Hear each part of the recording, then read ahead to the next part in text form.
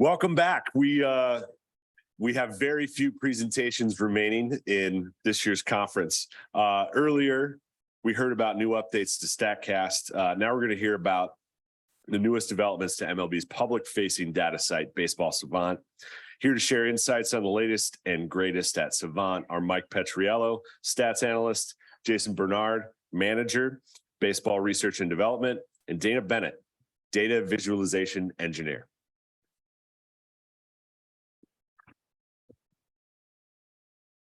Thanks, Scott. Hello, everybody. We are the Baseball Savant team. What we do is to try to take all of the cool data that StatCast comes up with and make it fun and interesting and visual, because we work with broadcasters, writers, fans, and everything. So I'm going to kick this over to Jason. We've got some cool stuff to show you, some things you've seen and some things you haven't yet. So I'm going to start with Jason over here. So Scott kind of gave the very brief rundown of who we are. So that's three-fourths of the team. And we would be remiss if we didn't give a shout out to the fourth member and arguably most critical member of our team, Tom Tango, who is not here with us today, but he is watching at home. So hi, Tom. Generally, when we come to these conferences, we like to take a look back, give a little brief of what we've worked on more recently, and give a brief look at what we've got cooking. It's been 2 years since we've been here, so we're going to do a very brief look at what we've done over the last couple of years. So we've brought back Pop Time, which saw a little hiatus due to some hiccups for the first couple of years of Hawkeye, but we got that sorted out. We debuted StatCast Park Factors, which was a big one, at least for us, in terms of something we really thought we could provide using StatCast data that we ultimately were able to do towards the end of the first year of COVID. We debuted some things in regards to the pitching side of things with active spin and spin direction. And within the last couple of months, we've debuted some really nifty things, including arm strength and pitch tempo. Pitch tempo, not to be confused with the pitch clock that's being implemented by the rule changes. And you'll learn more about that from Andy in a little bit. And as you see above, these very nifty visualizations were created by our own Dana Bennett, who will talk about some of the other recent things we had. Sure. Thank you, Jason. Yeah, I just want to highlight a few things. First of all, one of our powerful features at Savant is the StatCast search. It allows you to really filter down and find any single pitch that's happened in the last, nearly a decade now. So if you're not familiar with it, you should check it out. There is a push to make it better, to make it more accessible, readable, and just if you haven't used it, make that onboarding experience to a really cool product better. So none of these changes, I think you would notice if I just told you that they were there suddenly, but if I could go back a year ago, you would really feel the difference. So we've improved the site reliability a lot. There's less query timeouts. You're going to get your data more frequently. That's always nice. This first image on the left, I did a simple search for Aaron Judge home runs. Just highlight that if you click, excuse me, if you click that 62 home run line, there's 62 pitches that end in a home run, you get this drawer drop down, and that's been made actually a lot more dense, so you can see the information, but also highlight some interesting things, what pitches he hits balls out on, where they are in the zone, how far they go, and then of course a video at the end. So if you want to see what that looked like. I've been logically grouping options, so the hitter metrics are close together, the pitching metrics, et cetera, just things that you would expect, but making things that were previously confusing a little easier to find.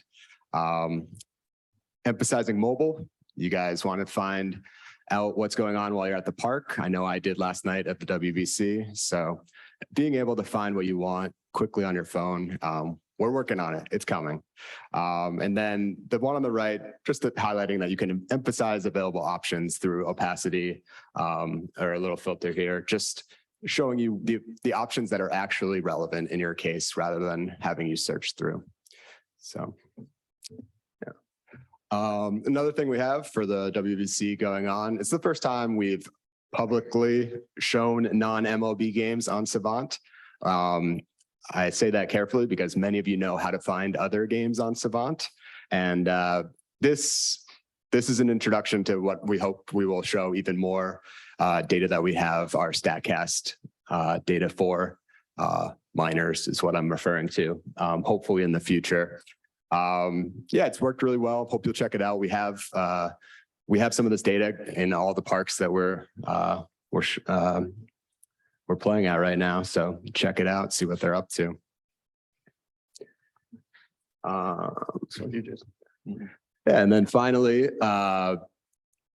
we have two new pitch types that we're working with. So if you have data processes that are bringing in pitches, just be aware that we have a new slurve and sweeper pitch types. Thinking about it, these are both variants of a slider, I would say.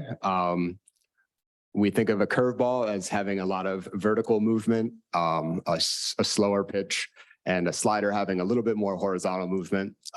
So pitchers, the Yu Darvishes, the Chris Bassetts, the pitchers that pitch a lot of pitches force us to kind of differentiate these various gradations of pitches. So these spinning ball images that we have here are on every single player pages. They do account for seam orientation, or at least our average of what they throw. So you can kind of tell the difference here. Ohtani's sweeper and slider, they kind of have a similar spin axis, but maybe some seam orientation factors are going on there. Always, something that's always a topic at these type of conferences, and super interesting. So yeah, we're gonna try to. We always respect what the pitchers call their pitches, but just know there's a new gradations between cutter, slider, sweeper, slurve, and curveball. So even more options there. With that, I'll kick it over to Mike. Yeah, I was just going to say on this, you can blame all the pitchers who are actively saying I throw 2 sliders now. Like they're making it impossible to just say everything's a slider. So you can see that with Thornton on the right, why there's 2 different kinds of sliders. Let's get to some new metrics. So this one we just put out. We have 2 new catcher metrics to talk about, right? The new rules, everybody wants to see more base stealing. We've been talking about catchers a lot. This first one that came out a couple of days ago with Dana's cool visual on the right here is about catcher blocking.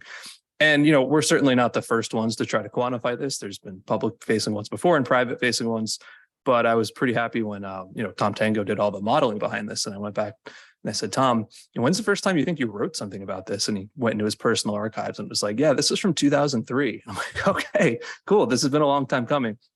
So we're pretty happy with this because I think the numbers very much passed the smell test, but also the visuals tell a cool story, right? So this is not every pitch Adley Rutschman received, but it's every blockable opportunity, right? Obviously the batter hits it, that doesn't count.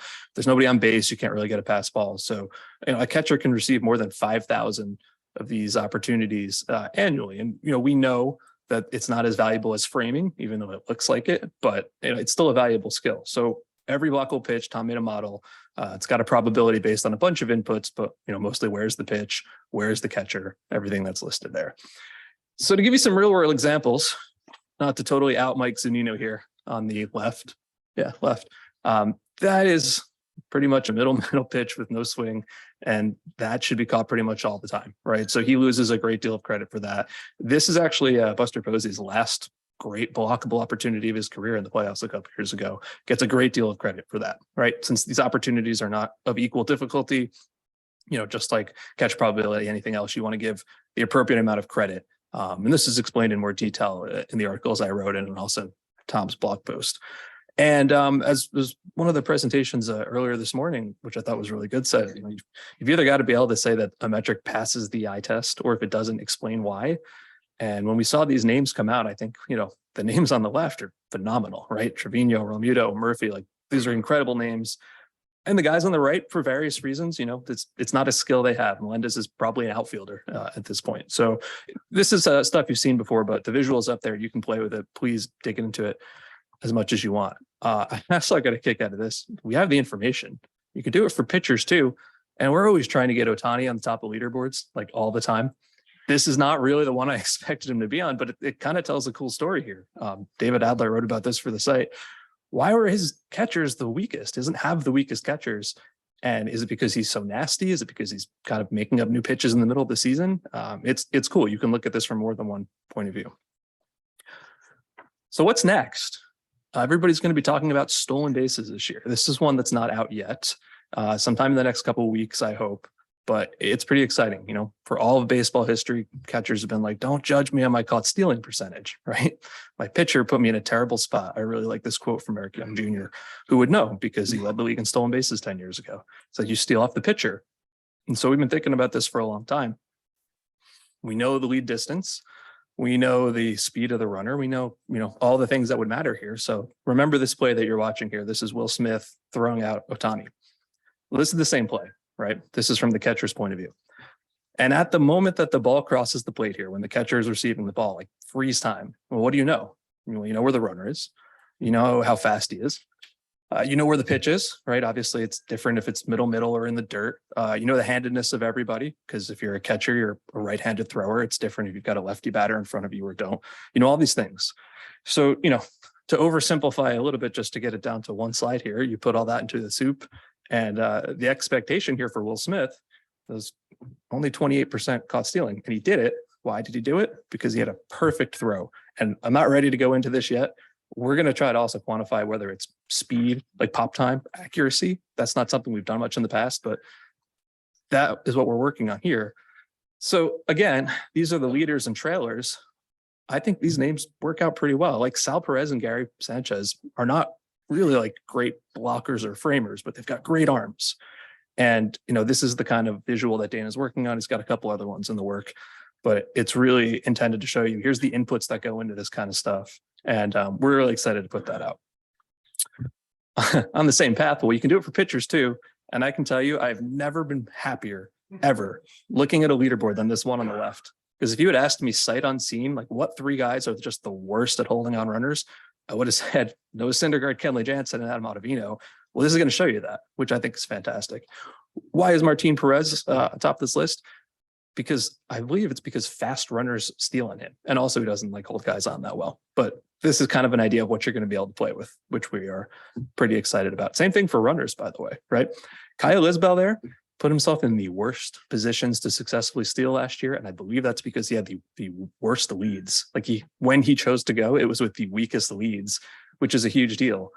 Guys on the left are, yes, obviously incredibly fast, but also put themselves in good situations. So this is what's coming. This is what we're really excited about. One more new thing. So you may have seen some of this stuff before. This is visuals by our colleague, Andrew Garcia Phillips, and Sid Sethapathy's worked pretty hard on this. So everybody wants to know, how many parks would a home run have been out of? We've had this data since 2016. We've had it in content, but mostly it's like in writing or it's hard to find. It was in a couple of stories last year. This is kind of the next iteration of this. We're pretty excited about this. So it's going to be in a lot of places. It'll be in content. It'll be in the MLB film room. We're trying to put it up on social media. I will be honest with you. Why am I not promoting where? Because Elon Musk is making it just so hard to make any APIs work right now. That's part of it, but it's going to be in a couple of different places. And anything we can ever do to put visuals to data and say, yes, a ton of math work went into this, but you look at this picture, you understand. That's like always the goal for us. So that's something we're working on. Here's the video. If you haven't seen these before, Andrew did a great job in these. I think they're super cool. They tell a great story. Yeah, and we're going to do something with that. So Jason, you want to talk about this? Yeah. So where we're at in terms of this, and this kind of goes back to Rebecca's talk earlier, and how do you communicate baseball? Hers was more skewed to the, actually working in baseball, where ours also includes the fans. So the current version that we have of home run in X Park, or if you search on Baseball Savant, under leaderboards, it's just a home run tag. The current version we have is adjusted based on our StatCast park factors. So it includes things like elevation and wind and temperature and those. And it adjusts the home run based on those into how it would essentially, it's a de facto cores adjustment, right? Cores would have the biggest effect on any home run's trajectory compared to elsewhere. Our plan is to also incorporate a more basic version, only looking at exit velocity, launch angle, and park dimensions, to the vein of it's easier to explain to the basic fan. It's an easier way to put in a visual like the one we're planning to promote. It's easier in, anything that we do, I wouldn't say we're great at it a lot of the time, but if you're in a bar with a buddy and you want to explain something, this is a lot easier to explain to a friend than saying, oh, it's a home run in, 29 out of 30 and the one is, isn't cores because of elevation or, it was extra windy that day or whatever. Keeping it on a basic level gives you the opportunity to say, hey, based on the neutrals, for lack of a better term, this is why this home run is playable in these places. Yeah, just to expand on that briefly, the cool graphics we showed are just like what you actually saw. And then since Savant is for power users, you can come and select, do I want to see this adjusted or not? But if it's like on TV, that's a little too much to ask the broadcasters to explain. Jason, I think you mentioned before, or Dana maybe, that people have figured out how to find minor league data. Yeah, everyone's got the cheat codes easier. down. I mean, Yeah. I don't know. We're we're gonna try and make your lives a little easier and make this a little easier to find. The WBC version of Game Feed is just a tester of what we've been able to do with this, and we're planning to make this a functionality to expand to AAA, which will have StatCast in all of its parks. What we're showing here, which is to Mike's brilliance, I would have shown you forward preview, but Mike decided, a past game to show you visuals made more sense. So I agree. We're showing a game from August of last year in AAA, and the various visuals that you are probably accustomed to if you use Game Feed for the major league games, and they should apply one-to-one to the minor stuff. So that is something that we're looking forward to, at least saving you guys a little time instead of hacking a URL. Graham earlier used a great terminology of additional ideas, and I wish I could have used that earlier. And these are some additional ideas that we have that are that may be coming down the line. Savant Search will have a minor league aspect to it. What you're seeing is the percentage of pitches 95 miles an hour and above. And for those of you who don't know who Julian Fernandez is, there's probably one Blue Jays fan in here somewhere that will know that this is one of their prospects, and he throws absolute gas.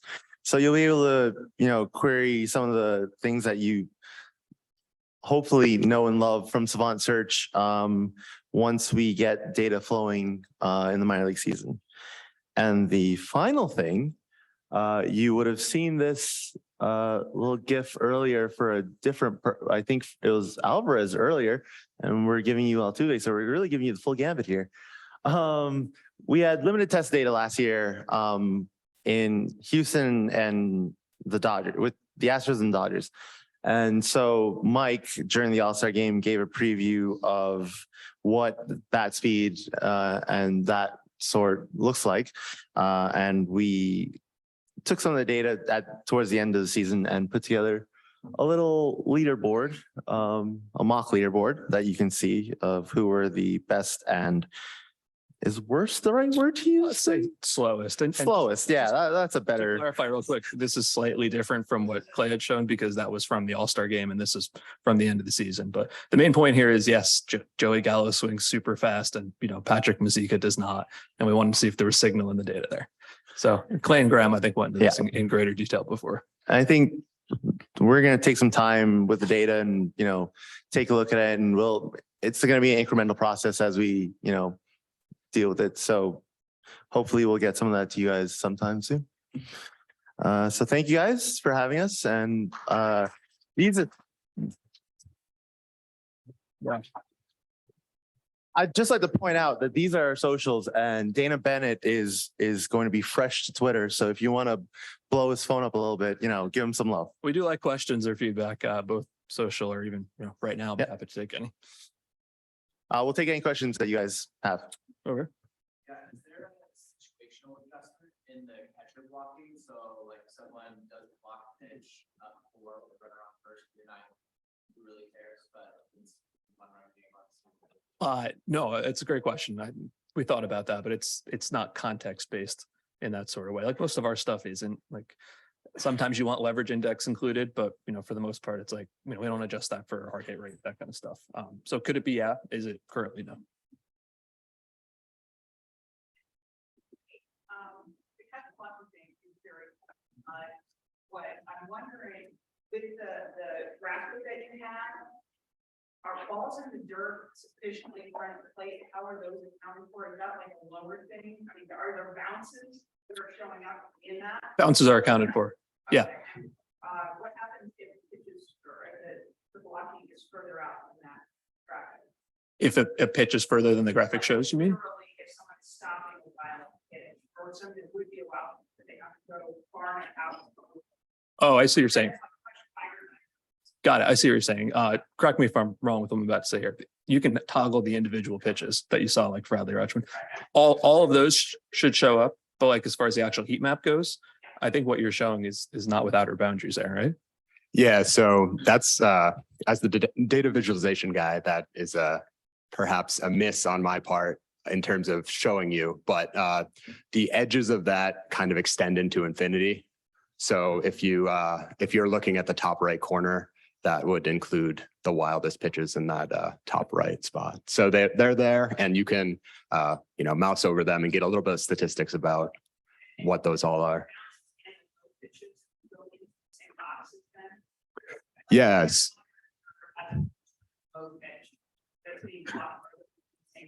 So I don't believe we have any tags on whether the pitch is actually blocked in the sense that baseball people think about it, like a ball in the dirt. But we've found kind of the distance from the plate on the ground plane where most things are bouncing at that point. So if you click on the balls and look at the videos, which is fun, like you totally should, right in that crease where we have made it, we find that they're generally right in that margin zone, but it's like 2.5 feet. If Tom's on Slack, if he can slack in and tell me what the actual dimension is. I'm going to take some Zoom questions here. Ronan asks, does the estimated fastball and wild pitch account for the runner's speed and skills at all? Speed, absolutely, yes. Like obviously there's a difference in throwing out Byron Buxton or Albert Pujols. Skills is interesting. It's hard to get to like a runner's skill in stealing second base. So not quite to that extent, but speed for sure. This is actually good feedback for you, Dana. Like Gabby says, I'd be interested to see a graphic that when using the search filter gives back a title for the scenario that was plugged in. It might be hard to look grammatically nice, but would help with presenting data. Almost like you have searched for this and it's showing this, which I think is. Yeah, absolutely. I mean, thank you. That's the type of thing we're looking at. My slide was certainly incremental improvements. We have a lot of interest in making more dramatic, fun improvements, but so far we're tackling the low hanging fruit.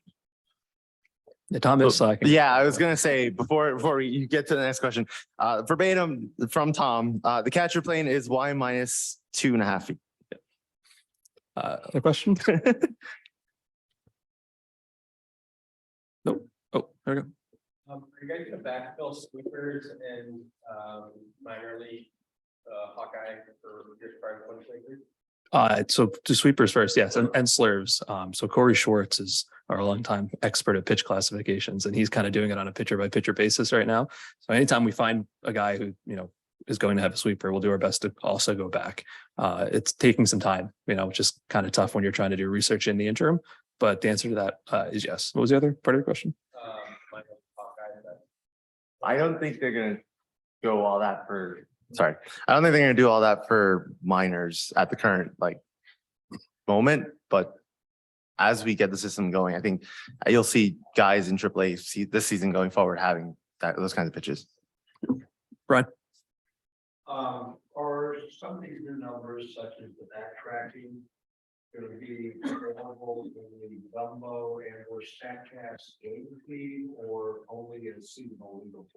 That's a really good question. So, on day one, not much is going to be available because, we haven't had it in all 30 parks, right? Like we need to actually get a chance to review the data and make sure it all works. Going forward, certainly leaderboards. And then as far as how much will get put into, Gumber, the API, are questions that are still being discussed. And to be honest, kind of rises to the level above the three of us as far as who gets to make that decision. So I don't know that there's a 100% answer on that just yet. You mentioned home run probability, you're taking into account environmental conditions. Are you taking into account the instantaneous environmental conditions? Like if, like, he hits a home run at 8:05. Yeah. Will that be at 2:05? Right. So that's a great question. So when I said that the main number that will go out to broadcast in those graphics is not accounting for that, it's just showing trajectory and distance and everything. Part of the reason is that because if you adjust it on an individual batted ball basis like that, then people would be like, yeah, but it's April in Wrigley, it's not August in Wrigley, which seems like that opens up a whole can of worms. You know what I mean? At the moment, it's going to be just adjusted on the seasonal average for that park. But as I was watching Clay's presentation this morning, I was like, well, that sort of opens up some ideas that maybe we can adjust for exactly what you're talking about. So right now, no, but I would love to be able to do that. And maybe this data allows it. I think that's one of the reasons that we keep it a little bit of a black box, give us a room to add those improvements if we do have the ability to. But yeah, we'll take the first step first. Cool. Thank you, everybody.